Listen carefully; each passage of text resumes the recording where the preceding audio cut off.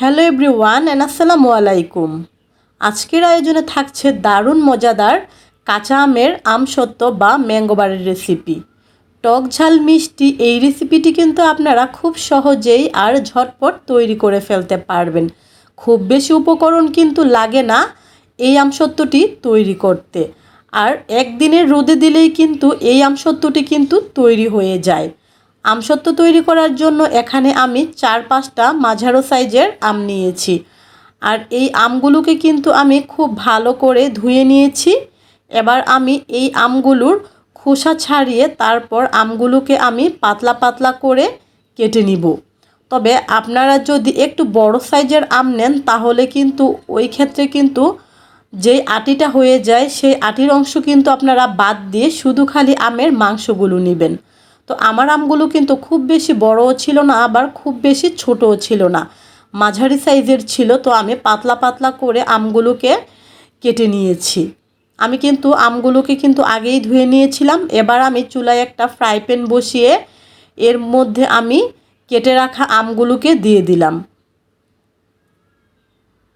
এখন যেহেতু কাঁচা আমের সিজন, তো সবাই কিন্তু চাইলেই খুব সহজে এই মজাদার আমসত্ত্বটি তৈরি করে ফেলতে পারেন। তো ফ্রাই প্যানে আমি আমগুলো দিয়ে একটু নেড়ে চেড়ে দিলাম। এরপর এখানে আমি দিয়ে দিচ্ছি পরিমাণ মতো লবণ।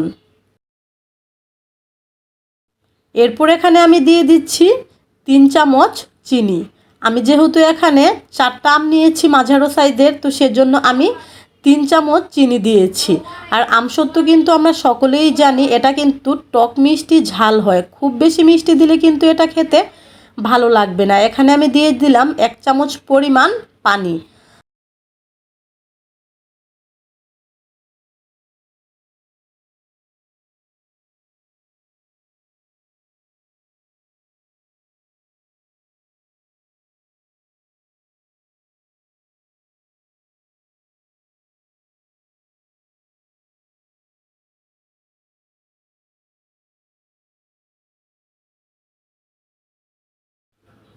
চুলার আঁচ মিডিয়ামে রেখে কিন্তু আমি নেড়ে চেড়ে দিচ্ছি।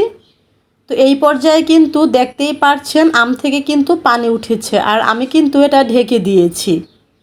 তো এবার ঢাকনাটা খুলে আবারও আমগুলোকে নেড়ে চেড়ে দিচ্ছি। আর এই আমগুলো কিন্তু সিদ্ধ হতে খুব বেশি সময় লাগবে না, প্রায় 7 থেকে 8 মিনিটের মধ্যেই কিন্তু আমগুলো কিন্তু সিদ্ধ হয়ে যাবে আর আমগুলো কিন্তু গলে যাবে। আর আপনারা দেখতেই পাচ্ছেন আমি কিন্তু এটা চামচের সাহায্যে কিন্তু এটাকে কিন্তু থেতলে থেতলে কিন্তু ভেঙে দিচ্ছি। তো এই পর্যায়ে কিন্তু আমের রঙটাও কিন্তু চেঞ্জ হয়ে গিয়েছে। তো এই অবস্থায় আমি এই আমগুলোকে কিন্তু নামিয়ে ফেলবো। নামিয়ে আমি ঠান্ডা করে নিব এবং এটাকে একটা চালনি দিয়ে কিন্তু আমি ছেঁকে নিব। মানে আমার এখানে শুধু আমের পিউরিগুলি লাগবে। আর এখানে দেখতে পাচ্ছেন আমের যে ছোট ছোট আঁশ ছিল ওগুলো কিন্তু আমি ফেলে দিব। তো এজন্য আমি একটা চালনিতে নিয়ে নিলাম সিদ্ধ করা আমের পিউরিগুলোকে।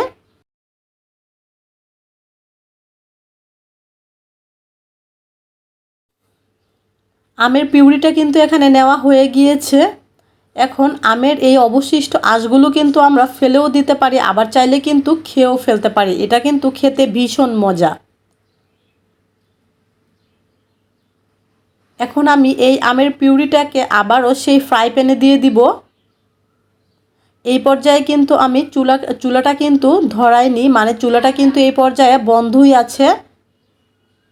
তো ফ্রাই প্যানে আমের পিউরিটা দিয়ে দেওয়ার পর এখানে আমি দিয়ে দিচ্ছি গ্রিন ফুড কালার। যেহেতু কাঁচা আমের আমসত্ত্ব হবে, তো যেহেতু একটু সবুজ সবুজ দেখানোর জন্যই কিন্তু এখানে গ্রিন ফুড কালারটা দিয়ে দেওয়া হচ্ছে, এতে কালারটা খুবই সুন্দর আসবে। তো এই পর্যায়ে দিয়ে দিলাম এখানে আমি কিছুটা শুকনো মরিচ গুঁড়া, মানে শুকনো মরিচটাকে টেলে ওটাকে কিন্তু গুঁড়ো করে নিয়েছি। যেহেতু এটা টক ঝাল মিষ্টি হবে, তো সেই জন্য কিন্তু এখানে এই শুকনো মরিচের গুঁড়াটা কিন্তু দেওয়া হয়েছে। এরপর চুলার আঁচটা কিন্তু এখন আমি ধরিয়ে দিয়েছি। চুলার আঁচটা মিডিয়ামে রেখে এবার এটাকে জাল করে নিতে হবে প্রায় 4 থেকে 5 মিনিটের মতো।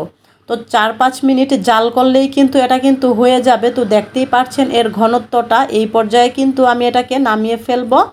তো আমি এখানে এরকম একটা স্টিলের প্লেট নিয়েছি। তো এর মধ্যে আমি কয়েক ফোঁটা সরিষার তেল দিয়ে হাতের সাহায্যেই কিন্তু পুরাটা প্লেটের গায়ে কিন্তু সরিষার তেলটা লাগিয়ে নিচ্ছি। এরপর জাল করে নেওয়া সেই আমের পিউরিটাকে এখন এখানে দিয়ে দিলাম। এবার এই চামচের সাহায্যে কিন্তু প্লেটের গায়ে কিন্তু খুব ভালো করে কিন্তু এটাকে এরকম ছড়িয়ে ছড়িয়ে পাতলা করে দিয়ে দিব।